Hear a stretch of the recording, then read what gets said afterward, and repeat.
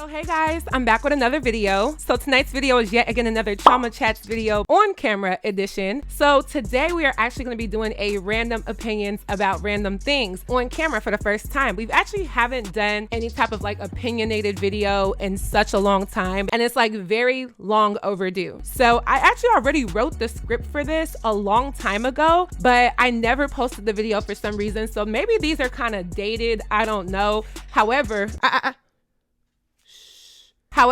I do want to kind of like read what I have and then do my own side commentary on the things I've already wrote. So to be honest, like I said, I have not looked at any of this script in a long time. I don't even remember what I saw. So we're just going to go in kind of blind and go for it. For today's look, because you guys always ask me about hair and makeup, I think I got this hair from Amazon, just something quick. I needed my hair done. So it's giving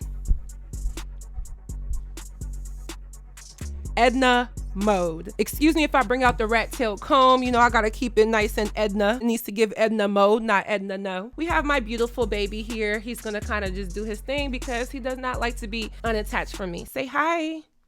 Say hi, baby. So for makeup, these lashes, I know they're super big. Usually when I put on my lashes, they don't look that big until I get on camera. I'm like, okay, now we got these big spider lashes, but hey, I think I still look cute. And then I just have like regular lip liner. I have on a brown lip liner from the beauty supply store and some lip gloss. That's really it. So now that that's a wrap, without further ado, let's get right into this video. So like I said, I'm going to be doing this a little bit differently because I already wrote the script. So I'm just going to read what I have and then we're going to kind of expand a little bit more.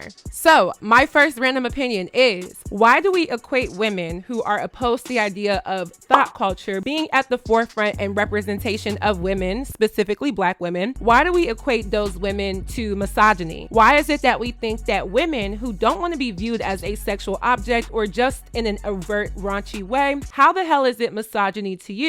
Why can't it just be the women who don't agree with other women? Why is being against the negative representation for women somehow agreeing with the mindset of men? Does that actually sound smart to some of you? The definition of misogyny is dislike of, contempt for, or ingrained prejudice against women. And I don't see how some women not agreeing with how much sexual imagery is at the forefront of womanhood in modern day is an automatic agreement to disliking women and being in contempt for women. Why can't it just be, hey, I don't agree with this stuff? I think what has happened is that everyone on social media has just learned the new social media terminologies, from toxic masculinity to misogyny to hypergamy to gaslighting to patriarchy. You finally learned all these words that you never knew before. So because these are some of the biggest words that some people know, you now use it in every sentence every time you can to show that you are either in solidarity with thought culture or to show that you just know the word. Because I don't think it's misogynistic for women to not want to be shown in a sexualized light as if women have nothing else to offer but that. I actually think that it's misogynistic to play into the male gaze, obviously not by definition,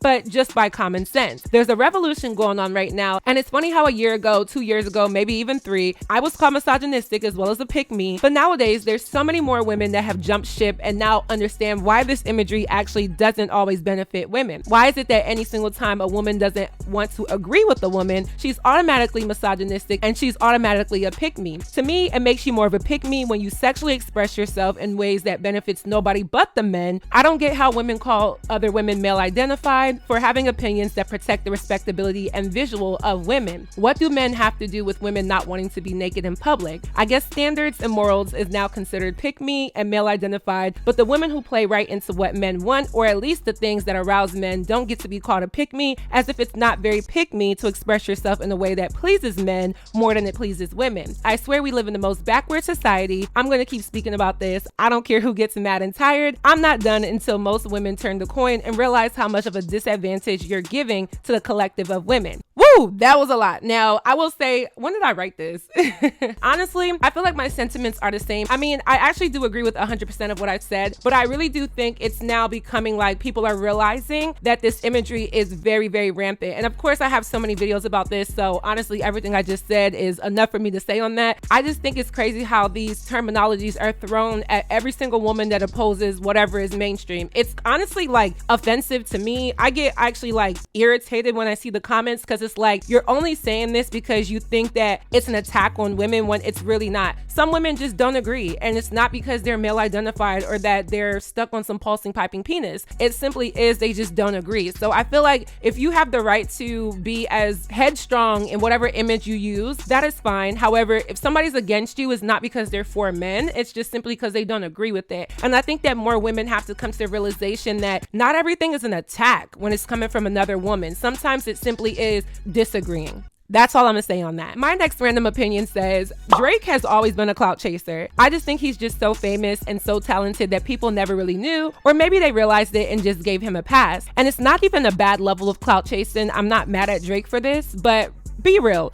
Drake hops on anything that is trending. When he started doing house music, that was him clout chasing house music being popular during that time. He's hopped on so many different artists' songs, and it's only been written off as Drake co-signing smaller artists, which is something people praise, but I think the other side to it is that he also knows that if he can adapt to what is popular, it keeps him growing into his legendary status. And I will say, Drake is a legend. Drake had his little Caribbean phase, he had his African phase, but I really noticed his clout chase when he was seemingly co-signing Ice Spice because she was the next big thing last summer. And then recently he posted a picture with him and lCE Red. That's what I'm gonna call her because YouTube is gonna flag me. Who is the next big thing this summer? Drake is a clout chaser. He knows what he's doing. He attaches himself to anything that's popular. He just disguises it in a way that y'all won't call him out for it. And it's not even to say that he's wrong. He didn't do anything wrong. It's just interesting to see how he does it. I also think there's a little gender bias because let Nicki Minaj or Cardi B co-sign another female artist and it's, oh, they just want to tie their name to somebody who is up and coming and popular. They're just doing this to stay relevant. They're only doing this because new female artists are popping and they want to be seen as trendy. But Drake does the same exact thing. Literally, Drake is a clout chaser just like everybody else. Now, my sentiments on this, honestly, I still believe it's the same thing. I feel like Drake is kind of like he's like a moving spirit. Like he kind of encompasses so many different things. And I think, and maybe this is an unpopular opinion as well, but I think his racial ambiguity allows him to do this because he's very palatable to different types of regions, markets, demographics, fan bases, and so be it. I mean, when you look at Drake, he can kind of pass for a lot of different things. So maybe that makes it easier for him to kind of pull different aspects of whatever is popular and encompass it into his artistry and get even more popular off of it. But I do think Drake is at the point of his career where he is considered a legend. And I'm not saying, again, it's not wrong. I feel like a lot of these artists that have been in the game should be co-signing what is trendy if they like it, and these upcoming newer people if they like it. But I think with Drake, there's been a lot of like cultural shifting that he's done, and I just think it's pretty obvious that he is a clout chaser. So my next opinion is Airbnbs are played the hell out. They have become more than a burden than anything. The rules, the policies, and the fees, what's the point at this point? I feel like it started off as a great concept, and yes, I do agree that they needed to tweak their policies with people throwing house parties and things of that nature. But I feel like other than being a private house, what are the perks? I feel like I spend a lot less at a hotel. I get room service, I get similar amenities at a hotel, but a fraction of the cost. The cleaning fee should be in the price of the per night cost. I also feel like they lost their appeal because the host asked for too many requirements. I mean, I tried to book something for my modeling agency over the summer, and the lady wanted IDs from every single girl that was attending, as well as a $500 deposit. Like, for where?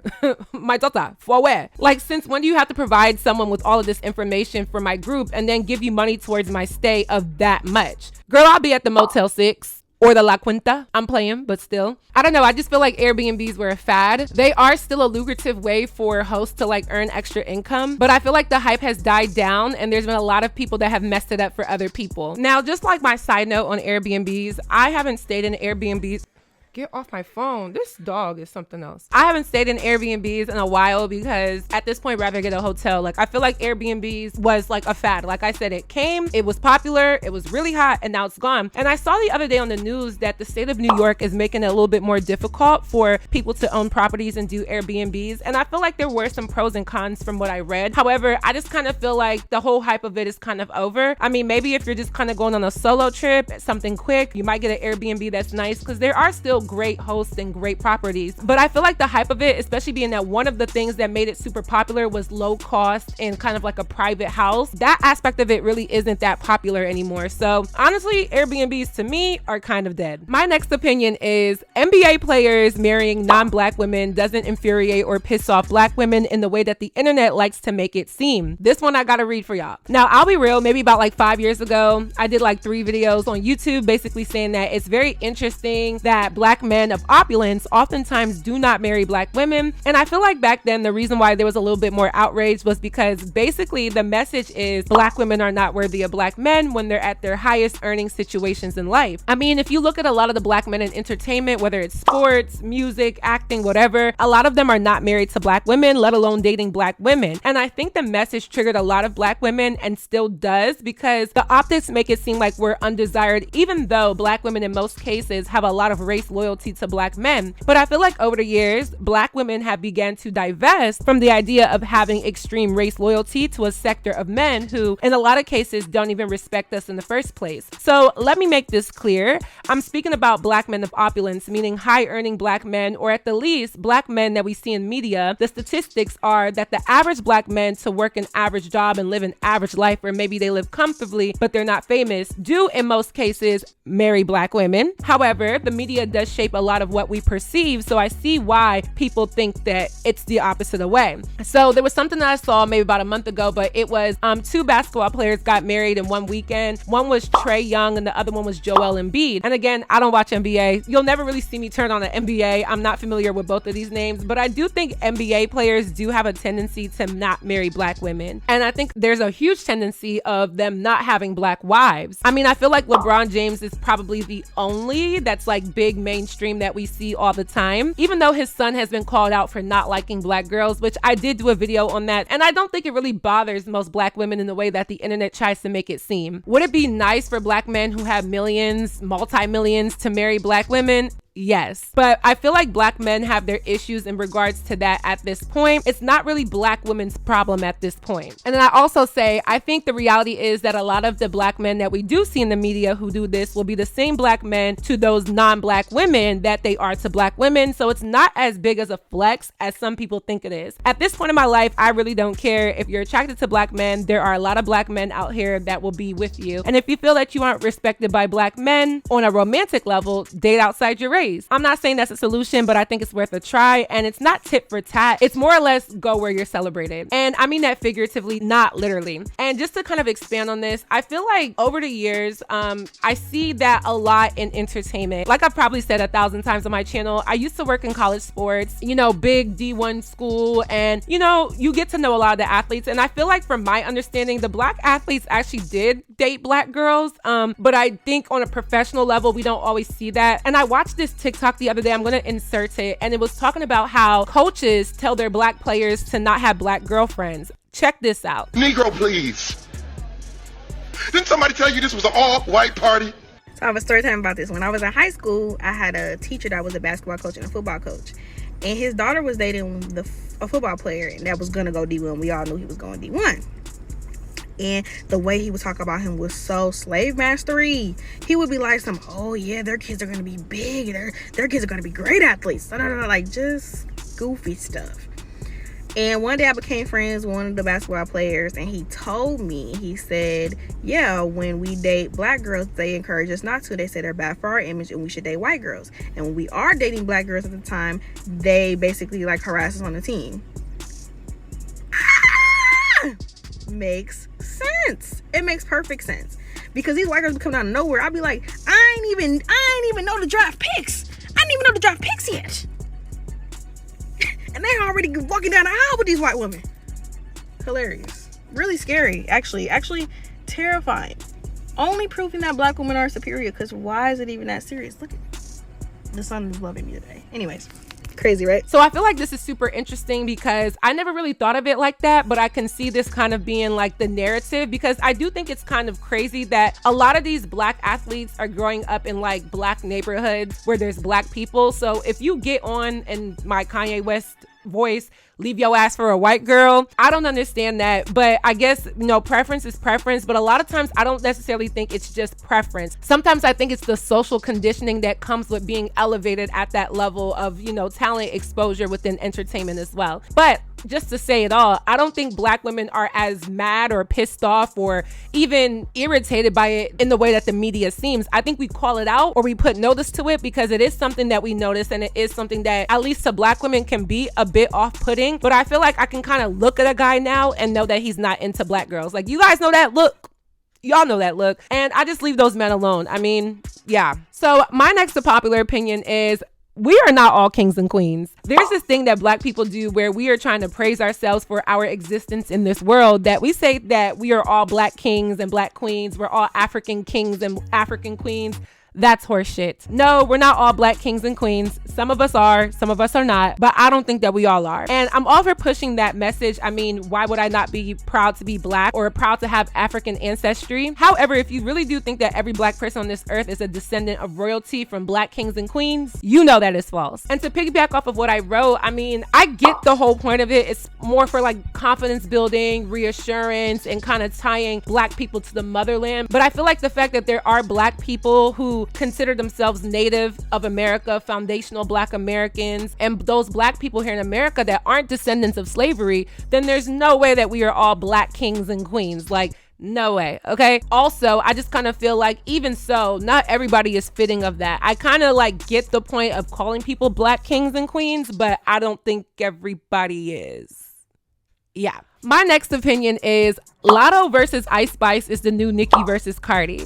Every single time Ice Spice is mentioned, they bring up LATT0. Every single time LATT0 is mentioned, they bring up Ice Spice. And that's the same thing that was happening between Cardi B and Nicki Minaj since they got into that fight years ago. I think it's very childish that people can't like somebody in the music industry and also like somebody who is their rival. I am a fan of Nicki Minaj's music first and foremost. I do think she is one of the best to ever do it in female rap, but I also do think that LATT0 is a good artist. I wouldn't consider myself a huge fan of LATT0, but I do think her music is good, and I've been watching her for a long time, so I acknowledge her talent. On the other hand, I'm not really into Ice Spice. I don't dislike her, but I don't see her as comparable to LATT0 or Nicki Minaj. But because she is Nicki Minaj's like mentee, I believe it's like now we're putting these arch nemesis together and it's ruining the fun of female rap. Like, I'm a huge female rap fan. As y'all know, I talk about it all the time and get dragged, and yeah. I find it crazy that people say that I'm obsessed, but it's actually that I have a huge interest, and I've always had that. So, I mean, I'm going to talk about it. But I don't care for the stan culture that female rap has produced. It makes it increasingly difficult to just want to be a fan of the genre when people are so quick to discredit one side or the other just because you're a weird titty sucker of one famous stranger.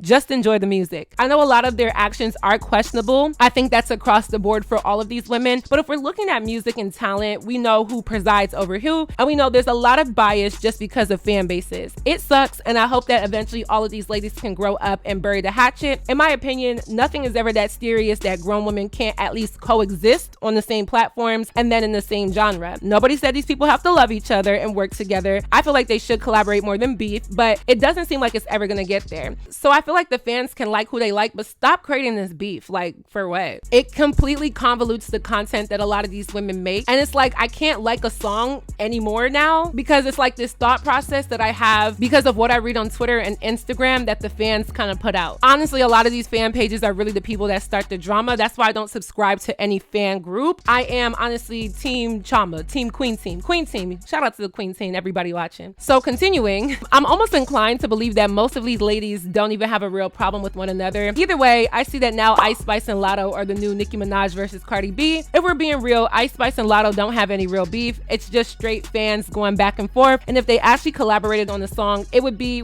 probably one of the biggest female rap songs in a long time. They should collaborate, but they won't because now people have to prove their loyalty to people who they didn't even know 2 years ago or 3 years ago. So it's like you're hindering your own expansion of success, falling into the internet trap of being an obsessed, unstable stan. I hope this drama never touches me or my career because I'm a true fan of female rap music. I'm always here for the collaborations that I see that make sense, and all of this really isn't that deep. Now that I've read all of that, I've been wanting to talk about this. I think that stan culture, and I wish I would have watched that movie Swarm. I'm gonna watch it tonight. Somebody told me it was kind of scary, but you know what I'm saying? I'm at home with my parents, so it's not gonna be that bad. I'll go get in their bed if it's that bad. But I wanted to watch the movie. I did see the trailer because I feel like the stan culture is really convoluting the genre of female rap and even male rap. I mean, there's people that are so for NBA YoungBoy that they just diss Lil Durk all the time, and then vice versa. And I feel like on the female rap end, those are where the stans are. Those are when you have these literal like groups of people that go so hard. Like, you don't see as many male rappers followers with stands or groups or even fan pages as you do the female rappers, because there's a lot of people that live vicariously through all of these female rappers. So you'll have like their normal regular fans, and then you'll have their stands, and then you have the crazy stands that do the fan pages that kind of like have given themselves this official badge of I'm the voice of reason for said artist. And it's like, it's okay to be a fan. I even have a fan page that I've come across on Instagram, and I've liked a few of the content because I appreciate somebody, you know,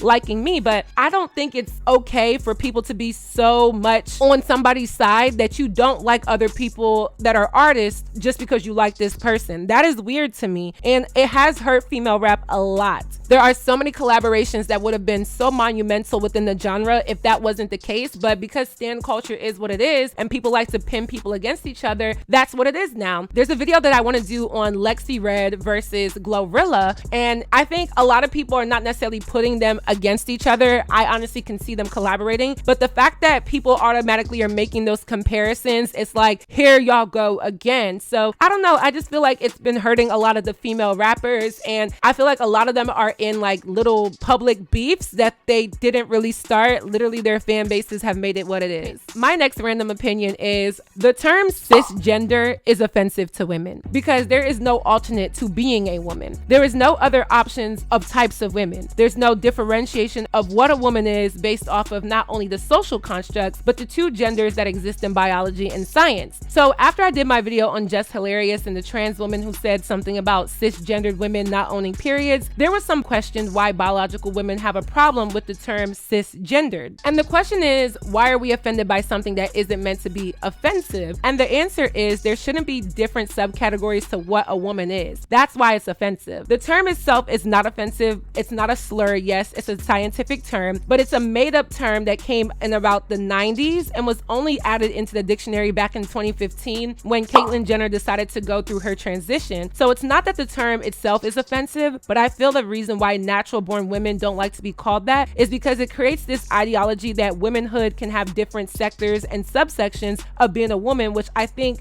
most people don't necessarily agree with that. People can respect the fact that you've decided to transition if you're trans, but that doesn't necessarily mean that people will accept the fact that now you get to adopt parts of being a woman when there's really only men and women. And then obviously trans men and trans women have a different biological starting point, but technically there's two genders. And I know people are going to say that gender is like a social construct that's made up, and I get that, but I feel like if there were more than the two that we already have, they would just be completely different names for trans women and trans men, but essentially it's just an extension of what already exists. So I guess my question is, if gender is a social construct and there's a difference between being a female and being a woman, why not create a completely different gender outside of the two that already exist? That is my main question, and that is why women don't like the term cisgendered. The term itself is not offensive, but I think it's more about creating a different form to womanhood that doesn't really measure up to what most women would consider womanhood. Now, I know this is ending off on like a really tough one. I'm gonna lose subscribers. Go ahead and unsubscribe. I already know y'all clicking off right now. I'm running off. Bye, baby.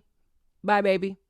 I'll see you. But the reason why I feel like a lot of women are offended by the term cisgender is, again, it's not necessarily that people are taking it as a slur. I think it's more or less like you're saying that womanhood has different subsections, and that's not what is usually ingrained in how people grew up. And I think to ask somebody to adapt to that halfway through their life is why there's a little bit of a pushback. And I think that we should be welcoming of trans women, trans men, and have their spaces. But the problem is, I think that women have been hush-hush about how much it has affected a lot of women's experience. You're basically shunned for talking about that when in reality we should be able to have these conversations. I have nothing against somebody who's trans, but I do feel like as a woman, that term then says that, okay, there's two different types of women, and if a trans woman is just a woman, then why can't we just be called women altogether? You know what I'm saying? So I don't know, it's a touchy subject. Like I said, I know people are gonna unsubscribe, but I've been thinking about it ever since that Just Hilarious whole thing. And as I look into it, I think that a lot of natural born women, or just I guess want to be called women in general, are offended by it because it creates too much of a distinction from what people already have known all of their life. And of course, if you feel that you were born in the wrong body, you have every right to change that. But I feel like for the people who think they were born in the correct body, I guess you can say, it is a challenge to their existence in a way. And I think that people should be able to see where women are coming from when that is being said. So I know that was a hard one, but hey, it is Random Opinions. So that is it for this video. I hope you all enjoyed. Please let me know your commentary on my commentary down below. What do you think? What do you know? Let me know. If you haven't already, go stream my song, Let's Go. It is out on all platforms. And at the end of this video, I'm previewing some more club banger stuff because I'm tired of people disrespecting me. I am tired of people disrespecting me when it comes to this music stuff. I never said I was the best rapper, but I think I'm good, okay? I can get better. I have things to work on, but come on, y'all. Like, some of y'all just be going in. But yeah, I'm gonna start to post only mainstream club banger music because I swear, y'all will sit up here and say that you want more of these poetic melody type of music, but we gonna see if the tables turn. So stay tuned to the end of this video to hear that. And lastly, don't forget to follow me on all of my social media networks, and I will see y'all in my next video. Bye, y'all. Green, white, green when I be reppin'. Nardo wicked when we steppin'. Dirty niggas I'm rejectin'. Make me teach your ass a lesson. I'ma call him when I need some money. I ain't tryna wait. Mansion in the motherland, bitch. Leave it by the gate. My brother counting money up. My sis driving the getaway. It's Queen Chioma trigger, cause you know I make it ricochet. Told y'all it's a ceremony. Every day a cabaret. Get out my way, I'm out the way. They say I'm out the ordinary. All my favorite cousins up, they round the way and on the way. Had to come to auntie house, cause last time I did 20 I said I'ma call him when I need some money. I ain't tryna wait. Mansion in the motherland, bitch. Leave it by the gate. Call my favorite cousins up, they round the way and on the way. Had to come to auntie house, cause last time I did 20K. Yo, Chioma, they don't know who they messin' with. I be where the blessings is, my pockets never deficit. You can't touch all this excellence, you gon' need a prerequisite. You gon' need some relevance, so cut it OT Genesis. Pat in the mail from my boys in Abuja. Big, meaty, spicy, juicy, baby, call me Suya. I said 24/7, we stacking, racking. I'm a bad bitch, you fraction, lacking. Counting bread while he playing Madden. I'm in the building, bitch, what's happening?